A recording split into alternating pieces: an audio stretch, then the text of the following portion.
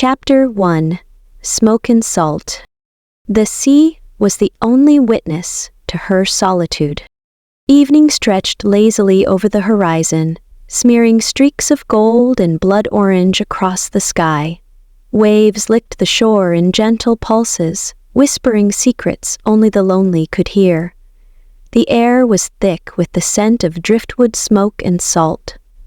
Wind rustled through the dense forest behind her, its fingers slipping through branches like ghosts, too shy to speak aloud. She crouched near a fire pit at the edge of the clearing, tossing chopped herbs into a sizzling cast-iron skillet. A hint of rosemary curled into the air, followed by garlic and the sweet tang of wild onions she'd foraged that morning. Her hands moved with quiet precision, practiced in silence, as if every motion mattered in a world that no longer asked anything of her. It had been 47 days since she'd last seen another human being. Not that she was counting. The edge of the beech forest was her self-made exile, a weathered canvas tent, an old journal, and the ghosts of her memories kept her company. Sometimes she would sit by the fire long after her meal was done, staring into the flames, as if they could burn away the fragments of a past she dared not revisit. Tonight felt different, though. The sky was a little darker, the wind too still. The hairs on the back of her neck rose, as if someone had spoken her name without making a sound. She paused, spatula mid-air, listening. Nothing. Just the crackle of the fire and the rhythmic hush of waves. She shook her head, turning back to the pan. Solitude did strange things to the mind. It could make you imagine shadows where there were none, footsteps behind rustling leaves, whispers in the wind. She plated the food. Seared fish, wild greens, and the crusty bread she'd baked that morning over coals. Then sat on a driftwood log and began to eat. The taste was warm, real, grounding. It reminded her that she was still here, still breathing, still healing. And then the branch snapped, not far off, closer than it should have been. She froze. Another step. Crunch. Someone, or something, was moving through the forest. The trees weren't thick, but the dying light of dusk turned everything beyond her clearing into shadows. Her heart kicked against her ribs. Slowly, she reached for the long kitchen knife she kept tucked beneath the log. "Who's there?" she called, voice sharp, commanding. Silence. Then, from the tree line, a figure emerged. Young, male, barefoot, shirtless, dirty and disoriented. He stumbled once before catching himself, lifting a hand to shield his eyes from the firelight. "Please," he said hoarsely. I didn't mean to scare you." She stood, knife in hand. "Who are you?" she demanded. "How did you get here?"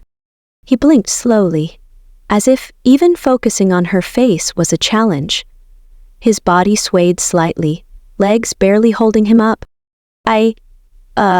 My name's Aiden. I think I'm lost. I've been walking for hours. Maybe more." He coughed, his voice cracking. "Water. Please."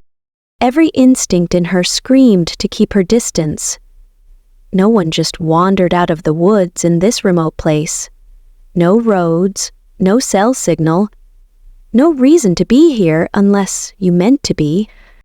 She stared at him. Young, maybe 25, lean, muscles defined not by vanity but by effort. His skin was tanned and sun-kissed, but his eyes, green, sharp, too aware, they unsettled her. "You're on private land," she said, masking her rising panic. "There are no trails nearby. You're not supposed to be here." "I know," he rasped. I didn't plan to be." He swayed again. "Please, just water." Against her better judgment, and because she didn't want to watch someone collapse, she pointed toward a tin cup near the fire. "Sit, slowly, don't make any sudden moves." He obeyed, moving like a man weighed down by more than just exhaustion. As he lowered himself beside the fire, his eyes found hers again. "Thank you," he whispered. She filled the cup from her cooler and handed it to him cautiously, never lowering the knife. He drank greedily, the water spilling down his chin. "Where did you come from?" she asked, her voice colder now. "You don't look like a hiker." "I'm not. I was camping with some friends. We got separated. I wandered too far." He wiped his mouth with the back of his hand. "No signal, no idea where I am. I saw the fire and hoped." She didn't buy it.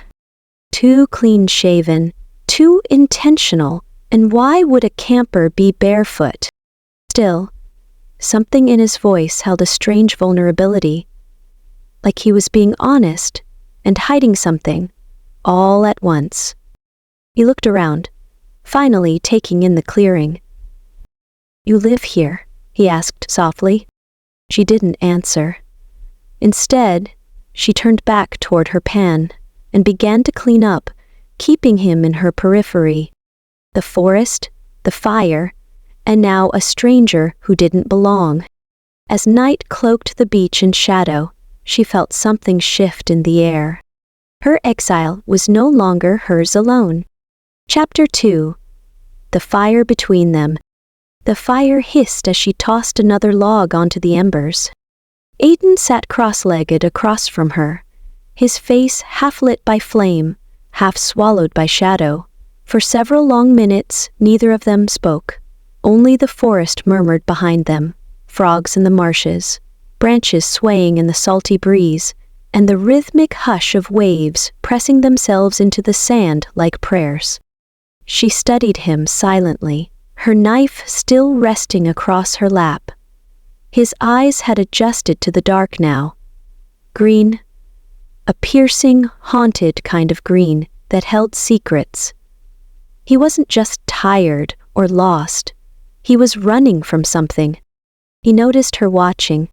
"You still don't trust me," he said quietly. "Should I?" Aiden gave a faint, broken smile. "No, probably not." That answer caught her off guard. He stretched his legs toward the fire, wincing as he shifted his weight. She could see the scrapes along his shins now, small cuts, flecks of dried blood, bruises rising like ink blots on his bare skin. His feet were blistered, toes raw from walking God knew how far barefoot. "Well, aren't you wearing shoes?" she asked. "I had to ditch them." "Well, because someone was chasing me." She stiffened. "Excuse me?" He looked up at her, expression unreadable. "You asked for the truth. I don't know if it's safe to give you all of it, but if I lie, you'll never believe a word I say." She didn't reply. Instead, she stood and took a slow step back, never taking her eyes off him. "I'm not dangerous," he said, his voice softer now, like the sound of waves smoothing broken glass. "Then explain," she snapped.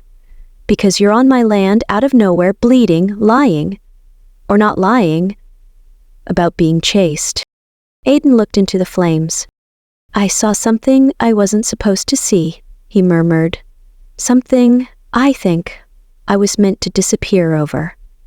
That's all I'll say tonight. I don't even know if I should have come out of the woods." His voice broke at the edges. Real fear, or a very good imitation of it. "Look," he added, "if you want me gone, say so. I'll leave. I just needed to get out of the trees. Needed a fire, water, just a few hours to rest. Then I'll vanish." She said nothing. The fire crackled between them. The flames lit the side of his jaw, casting flickering gold along his cheekbones. He was unnervingly beautiful in a wild sort of way. Rough, real, damaged. and something else, something dangerous. But maybe not in the way she first feared. She turned away from him and looked toward the darkness beyond her camp. The forest had always been her sanctuary. Now it felt like it was hiding teeth. "Do you want food?" she asked. He blinked. "You're offering me food?" "I don't know what I'm doing," she muttered, "but I don't think you'll survive the night out there barefoot." She handed him a plate of what was left. Bread, some greens, a piece of the now cold fish. He devoured it, hunger overtaking his pride. She noticed how he tried to eat slowly but couldn't help himself. A man who hadn't eaten in days. Or hadn't eaten safely. "Mira," she finally said. He looked up, startled. "You didn't have to tell me that." "I know, but I did." Their eyes met over the fire. "You trust easily," he said. "I trust in instinct, and something tells me you're more scared than I am." A silence passed between them, thick and strange, made more powerful by the hush of the world around them. He broke it, quietly. "Thank you, Mira." She didn't respond, but something inside her shifted. Something she'd worked hard to lock away. She stood, brushing ash from her jeans. "You can sleep on the extra cot in the tent. I'll stay outside." He started to protest, but she cut him off. "I'm not letting you stay because I trust you," she said. "I'm letting you stay because I don't think I could live with myself if I sent you off and you died somewhere in those trees." He nodded once. Understood. Mira turned her back and walked toward the tent, her fingers brushing the hilt of the knife once more before she released it. Tonight, a stranger was sleeping under her roof. Tomorrow she'd find out why the hell her quiet world had just shattered, and why his eyes felt like they had seen her before. Chapter 3. Midnight Tremors. Mira couldn't sleep. Not that she was truly trying. Her body lay wrapped in a blanket beneath the stars, her back pressed to the cold earth, but her eyes stared upward, watching shadows crawl across the moonlit treetops.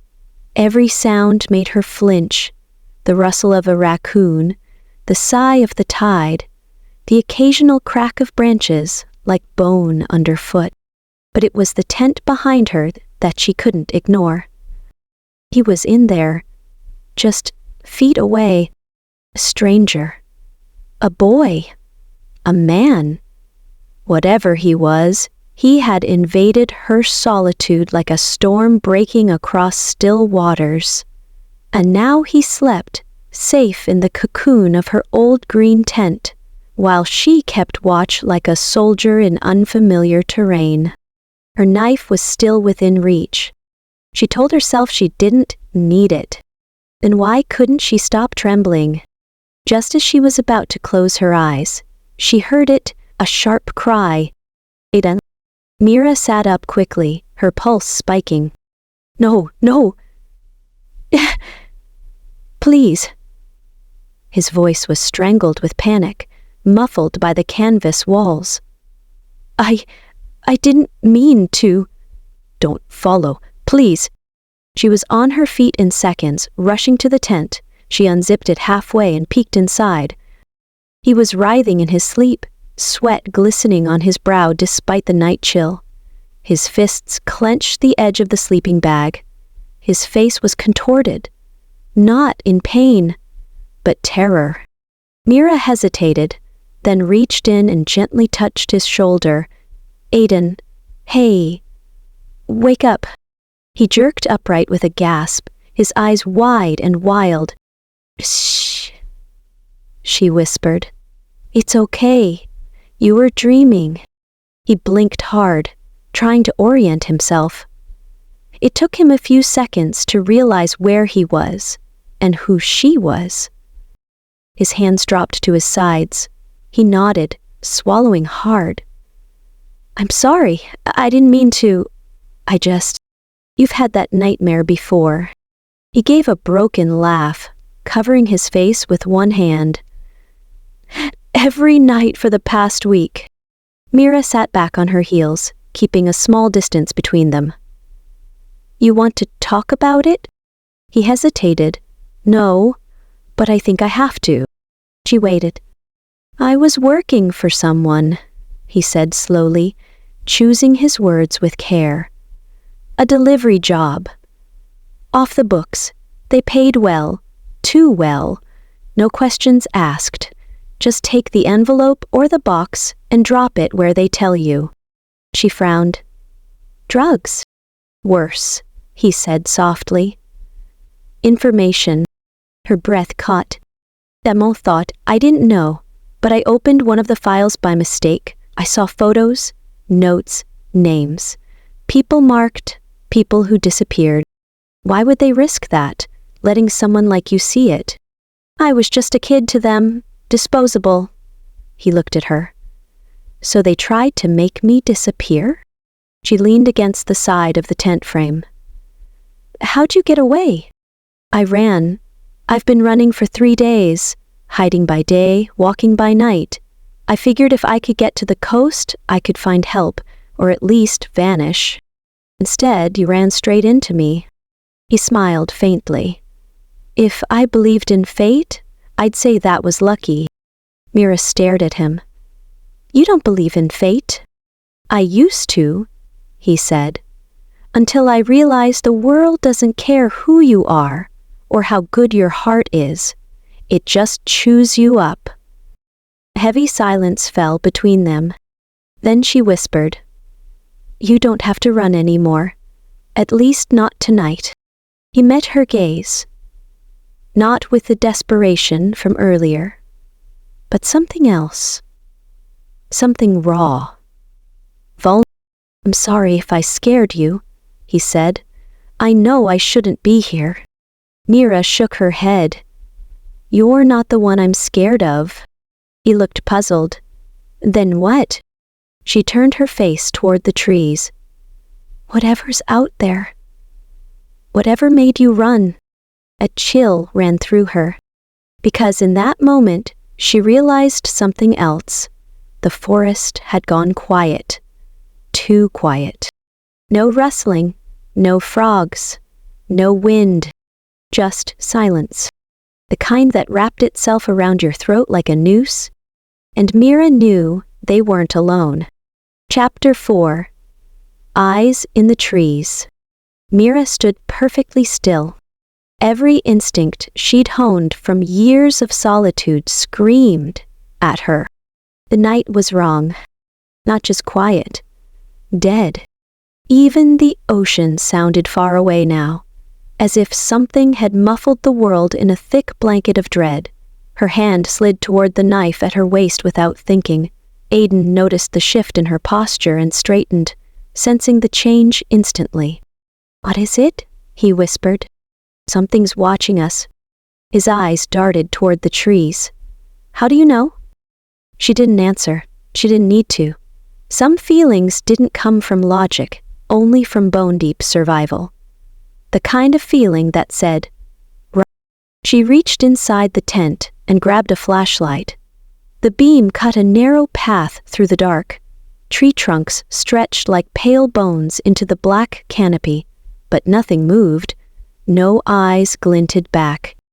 And yet, something was out there. She could feel it. "Stay here," she said quietly. "No," Aiden said, voice firm. "I'm not letting you go alone. This is my home. I know this place. And whatever's watching us doesn't care."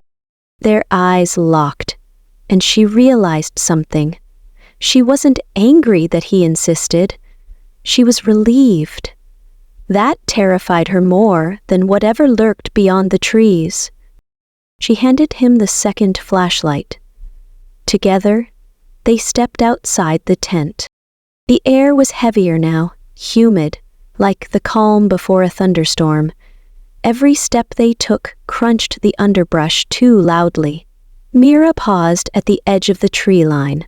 Her light swept left, then right, Nothing. Until a flicker of movement, fast and low, darting through the underbrush. She froze. Did you see that? Aiden nodded slowly. Yeah, something's here. Then a whisper. Not wind, not language, just the hiss of movement. Dry leaves, deliberate steps. Not an animal, something walking. Coming closer. Mira felt the hairs on her arms rise. She gripped the knife tighter. Suddenly Aiden reached out and touched her arm. Look. She followed his gaze. On the edge of the tree line, carved into the bark of a pine trunk, was a symbol. A jagged triangle with a vertical slash through the center. Fresh. Deep. Blood red. It hadn't been there earlier. She took a cautious step closer. The symbol wasn't just painted. It bled. A thick, glistening fluid trickled down the bark. It looked too dark to be paint. Mira pulled Aiden back. Inside, now! They retreated to the tent without another word. She zipped the entrance and secured the flap, even though she knew canvas wouldn't stop anything determined. Still, the act gave her just enough calm to think clearly. Back inside, their flashlights dimmed to a low glow. What was that symbol? Aiden asked, breathless. I've never seen it before, Mira said. But it's not random. It's a mark. Mark of what? She didn't answer right away. Her voice was flat when she finally replied. Territory. Warning. Or worse? A message. To you? She shook her head. To you. Aiden exhaled shakily and ran his hands through his hair. They found me. You said you were being chased, but you didn't say by who. He looked up at her. Because I don't know. I never saw their faces. Only shadows. Only marks. Like that. On trees, on alley walls, even once on my apartment door. Mira swallowed, and now it's here. Aiden nodded grimly. They want me to know I can't hide. The silence between them stretched long and heavy. Mira turned off her flashlight and sat down slowly on the edge of the cot. She could feel the heat of Aiden's body beside her in the dark. They were strangers still, but something had shifted between them. He wasn't just a threat anymore. He was hers now, in some strange way. Her problem, her choice. Her heartbeat that sped up when he looked at her like this, lost, but loyal. She spoke without thinking. You'll stay here. His head turned. What? You'll stay, she said again, firmer this time. I have supplies. I know this land. You're not running again. Not tonight. Not from this. He stared at her for a long moment, then nodded. Okay. A long pause. Then he asked softly, Why are you helping me? She didn't have an answer, at least not one she was ready to give, so she whispered instead, Because you were meant to find me. And when the forest howled again that night, with wind or with warning, neither of them slept. They just sat in the dark, listening, breathing, waiting. Chapter 5. The Story Beneath the Flames. Morning didn't arrive with golden light. It crawled slowly, grudgingly, through the thick gray clouds blanketing the coast. The sea was still rough, the waves gnashing at the shore like teeth. Mira stood at the edge of the forest, her eyes fixed on the tree where the symbol had been carved. It was gone. The bark, once bleeding, now appeared unmarked, as if it had never happened. She crouched close, searching for signs. Residue, blood, tool marks. Nothing. Only silence, damp moss, and a mocking absence. Aiden joined her a moment later. He hadn't slept either. Dark circles hung under his eyes, but there was a new resolve in them. He looked like a man who had decided he wouldn't run anymore. "It was real," she said quietly before he could speak. "I know." They returned to the tent, but something about the small canvas space now felt too fragile, too exposed. So Mira pulled out an old tarp, and they spent the morning constructing a crude shelter between the trees and the cliff face. Wind-blocked, hidden, and dry. She was surprised how easily they moved around each other. No awkward fumbling. No unnecessary words. He handed her rope when she needed it, held poles steady when she secured them, and by the time the sun peeked through the clouds, she realized she trusted him. By dusk, a fire crackled between them, built carefully to avoid detection from a distance. The warmth of it softened their tired bodies. Mira pulled a thick wool blanket over her shoulders and watched Aiden stir the pot of soup she'd made, a blend of seaweed, dried root vegetables, and smoked fish. "You don't cook like a fugitive," she said, the edge of a smile on her lips. He looked up, startled. Then he smiled back. "Grandma used to be a chef, before all of this." That startled her. "A chef?" "In another life," he said. "Before I got tangled in something I didn't understand." She studied him. The strong hands, the graceful way he moved, the care in his measurements. "So what happened?" she asked gently. He stirred the pot slower now. The firelight flickered against his face, making his eyes seem darker. "I worked at a private resort. 5-star, luxury everything. Celebrities, politicians, people with secrets. One night, I overheard something I shouldn't have.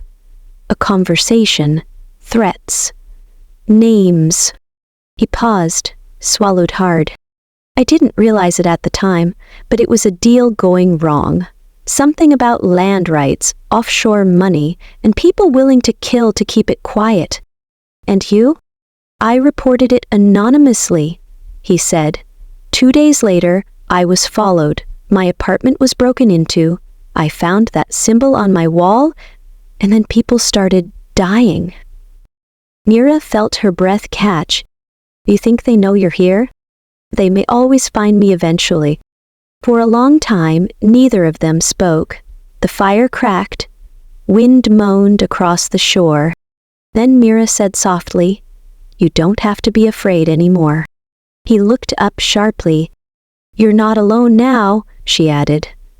"I've lived here 10 years and no one's found me. We can keep it that way, if we stay smart." Aiden stared at her, like he was trying to read every line on her face. "What were you running from?" he asked. She stiffened slightly, but didn't look away. "Lost," she said simply. "The kind that hollows you out from the inside." He waited. "I was a field biologist. Spent most of my time in remote research sites. One summer I went out for a 6-week data collection trip in the Yukon. When I came back," she took a shaky breath, "my fiancé had drowned. Kayak accident. No one told me. No one could reach me. By the time I returned, the funeral was over. His things were gone, like he never existed." Aiden's expression softened. "I'm sorry. I couldn't be around people anymore. Couldn't hear the noise of the city without feeling like I was drowning too, so I came here." "And you stayed?" "Yes." She turned her face toward the fire, the heat kissing her cheek. Aiden reached across and gently brushed his fingers against hers. "I think I was meant to find you too," he said. The wind stilled. She looked at him then. Really looked. And in that moment, the forest, the fear, the threat, it all melted away. All that remained was a man and a woman bound by invisible threads of pain and survival. Slowly, her hand turned in his. their fingers laced. No words, just heat, connection, and something dangerous stirring just beneath the surface. A feeling, something she'd buried for years, and something he didn't yet understand. But they both felt it, and they both knew. This was no longer about hiding. This was about fighting for each other. And maybe, just maybe, finding love in the most impossible of places. Chapter 6. Shadows in the Fog. The morning fog rolled in thick from the sea, wrapping the world in a ghostly veil. Mira stood on the cliff's edge, the ocean a gray mystery below. The air was sharp and wet against her skin, the kind of morning where sound felt muffled and breath carried weight. She hadn't heard the gulls all day, not even the crows, and that was never a good sign. Behind her, Aiden moved around their shelter quietly, his presence grounding her. He didn't speak, didn't try to fill the silence. It was something she admired, how he understood that some mornings required stillness. But the stillness felt wrong. She turned to face him. "Stay close today." He paused, halfway through tying a knot to secure the tarp roof. "You feel something?" She nodded. "Fog changes everything. Sound carries differently. Vision's reduced. It's a hunter's morning." Didn't drop the rope. "Then let's not be the prey." They moved through the morning in a tight rhythm, gathering water, checking food stores, cleaning fish. Mira taught him how to recognize the sound of deer tracks versus human, how to read the shift in bird calls. Aiden absorbed it all with focus and curiosity. He didn't just listen, he learned.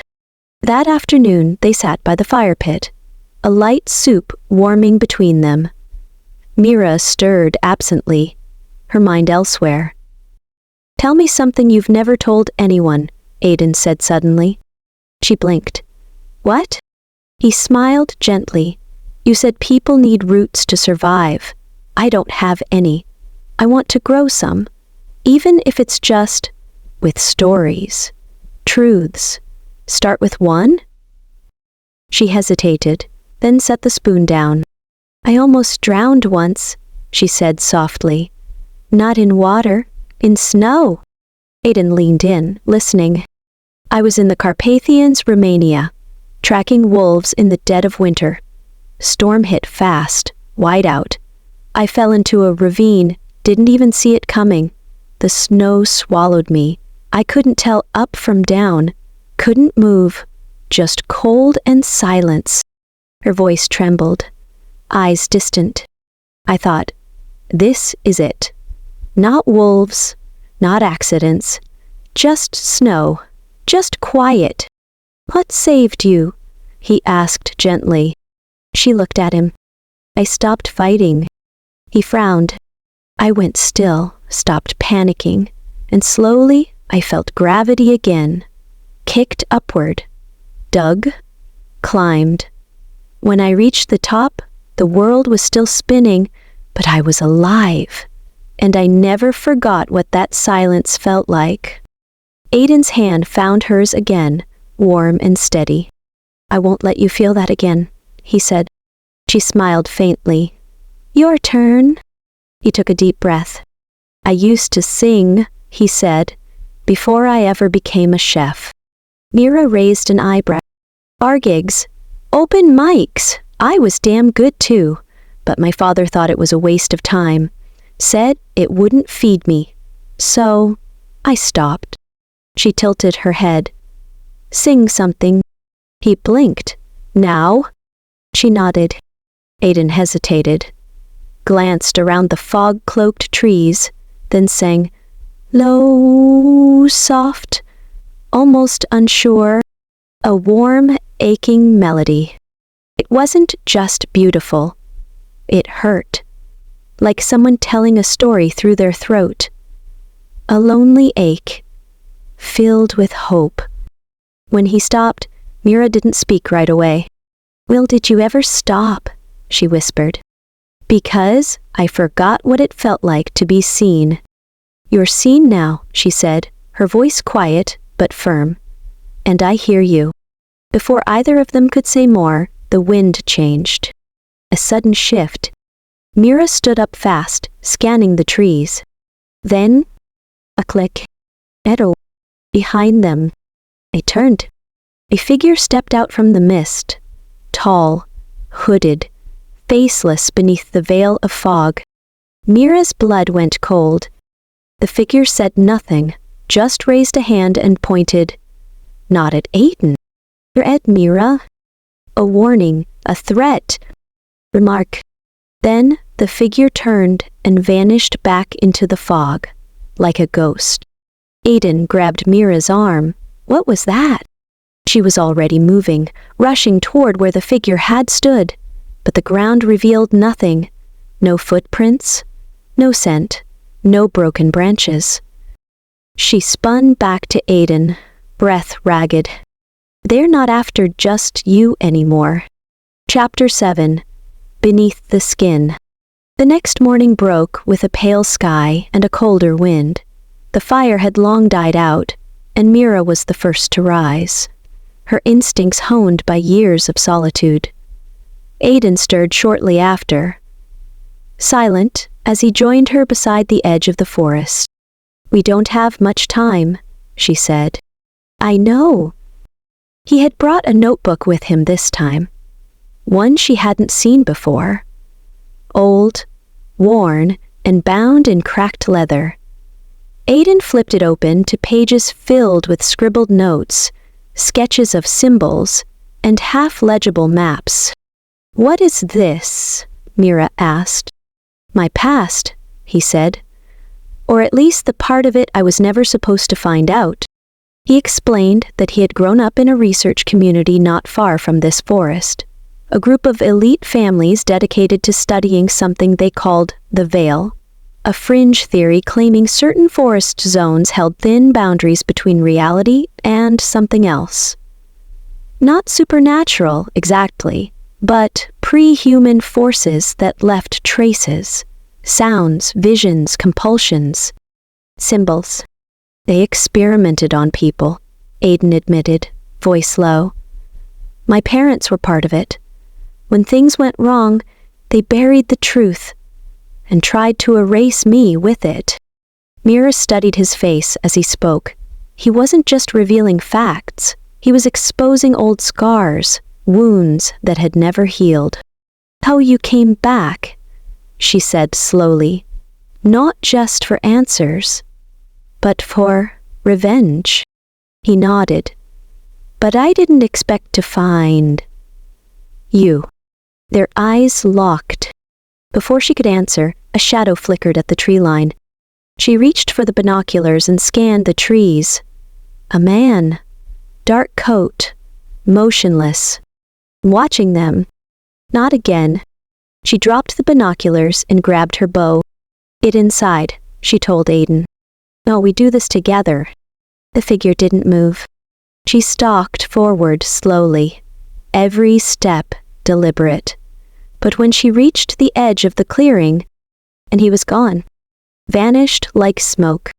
Only a mark remained, burned into the trunk of a birch tree, the same triangle, but this time with a slash through it. What does it mean? Aiden asked when he caught up. Mira narrowed her eyes. It means I've been marked. They returned to camp, and that night, they didn't sleep. Instead, they sat by the fire, facing each other, words flowing like water from a cracked dam. Mira told him about the man she had once loved, about the accident, the betrayal, the way she had run from life and hidden here for 10 years, alone with her guilt. Aiden listened without judgment. He just took her hand and held it through the silence. And then, without a word, she leaned in. Their kiss this time was different, no longer uncertain, but full of urgency, of need.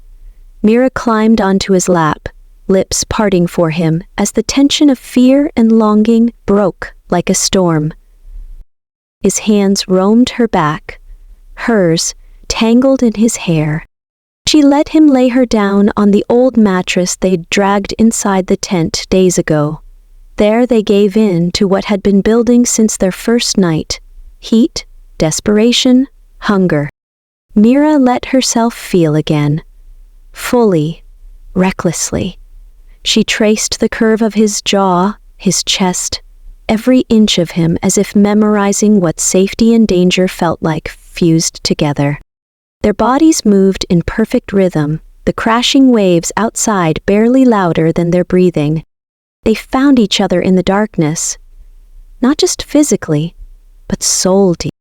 Later, wrapped in one another, Mira whispered, "If we don't make it..." He cut her off with a kiss. "We will." But neither of them saw the new mark burned just outside the tent. A circle, with a dot at its center. The next phase had begun. Chapter 8. The Eye of the Storm. Thunder rolled across the sky, a low growl that shook the earth and sent gulls screaming inland. The storm had arrived, violent, impatient, and full of fury. But it wasn't just nature that threatened Mira and Aiden's safety. It was them, the Watchers, the ones who marked trees with symbols, who moved through fog like ghosts, who now circled closer, no longer afraid of being seen. Inside the tent, Mira packed quickly: food, knives, the map, a flare gun. Aiden stood beside her, pale but steady. "We can't outrun them." "They know." "Then what's the plan?" She looked up, her eyes dark and burning. "We take the fight to them." They moved swiftly through the forest, Mira leading them through deer paths and moss-covered ruins. The storm snapped branches overhead, lightning forking the sky. But beneath the thunder was something else. Chanting. Low, rhythmic, human. Or nearly. Mira held up a hand. They crouched behind a ridge overlooking a hollow. What they saw froze them. Torches, symbols etched into stone, hooded figures kneeling in a circle. At the center, a slab of rock, blood-stained. Mira whispered, "This is a ritual site, ancient. I've seen drawings in hidden archives. These people, they believe the land speaks, that certain acts thin the veil and let knowledge in." Aiden's jaw clenched. They're preparing for something. Tonight? Mira nodded. "And I think they've chosen me." Suddenly, one of the figures looked straight at their hiding spot. Impossible from that distance. A moment later, a hand gripped Mira's ankle from behind. She spun and drove her elbow down. Contact! A masked man fell back, groaning. Two more surged forward. Aiden was already moving. He tackled one, punching hard, while Mira unsheathed her knife and slashed at the second. Blood mixed with rain. They fought like animals. Then, bang bang. A flare shot into the sky, blinding red. It burned above the treetops, casting eerie light across the woods. Chaos erupted. The hooded figures scattered, but not all. A large one stayed, stepping forward, arms outstretched. "Stop running, Mira," a voice called out. Deep, familiar. She froze. That voice. She hadn't heard it in a decade. Her heart stopped. "Jonas?" The man removed his hood. It was Jonas, her former lover, the one who had died. Or so she believed. "I saw you fall," she whispered, "off that cliff." "I survived," he said, "and I learned the truth. This forest is alive. It gives, if you take what it asks for." She stepped back, breath stolen. You lied to me. You let me suffer for 10 years. He smiled, empty. You were always meant for more, Mira. You belong to the forest. She belongs to no one, Aiden shouted. He lunged, but Jonas raised a hand and more masked figures stepped from the shadows. Surrounded, Mira's fingers brushed her belt. The flare gun. She looked at Aiden. He gave a slight nod. Then, boom. She fired the last flare directly at Jonas's feet. A blast of light and fire erupted, knocking him backward. Run! Mira screamed. They bolted, dodging through the chaos, the firelight blinding. Thunder exploded overhead. Somehow, they found their way back to the cliff's edge, wind howling around them. They were soaked, bleeding, breathless. We need to leave, Aiden gasped. Tonight.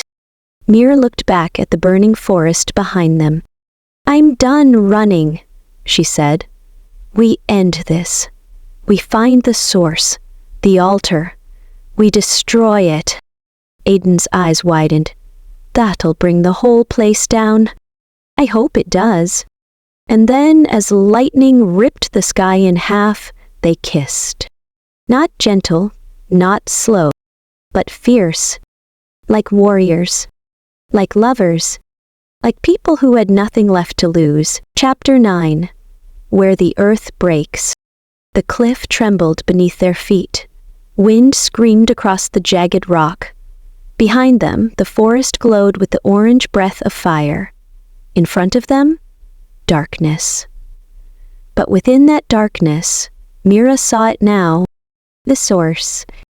A ring of stones, older than memory, half buried near the northern edge of the cliffs. Faint blue light pulsed beneath them, like a heartbeat. Aiden stepped beside her, jaw set. That's it. The altar. Mira nodded. If we destroy it, we destroy their power. But maybe more, he said. Maybe the forest changes. Maybe it collapses, or takes us with it. She met his eyes.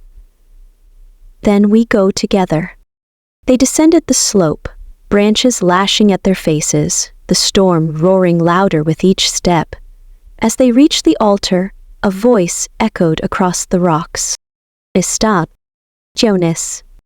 He emerged from the smoke, burned and bloodied but alive.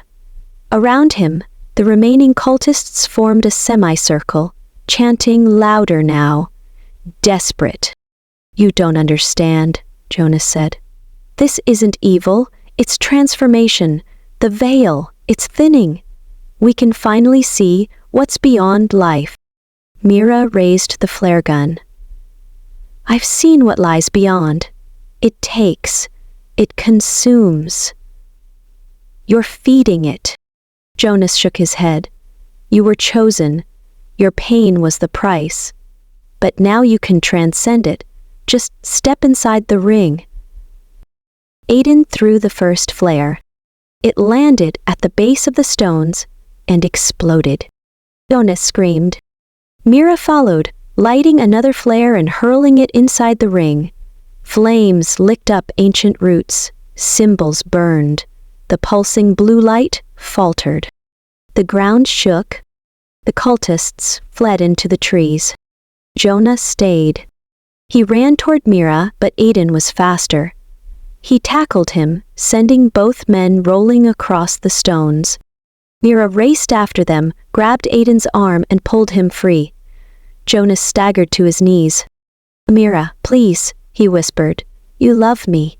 I know you do. She looked at him, heart pounding. I did, she said, but I buried that love in your grave. And with that, she kicked the last flare into the heart of the altar. The light exploded. A wall of wind surged outward, knocking them off their feet. The cliff split. The altar collapsed into the abyss below, swallowed by earth and fire and centuries of silence. And then, silence. No more chanting. No more pulsing light, just rain, just breath. Just the two of them. Epilogue. Weeks later, the forest had begun to regrow. Mira and Aidan sat on the edge of a new cabin, built together with ash, stone, and hope. The beach lay quiet below, waves brushing the shore like a memory. Mira sipped coffee and leaned against him. "You really staying?" she asked softly. "I already stayed," he replied, smiling. "Long before I knew why." She touched the scar on his cheek. "You saved me. We saved each other." Their lips met again, this time soft, slow, and full of everything the forest tried to take from them. Life. And now, with the veil shattered, they could begin again. Together.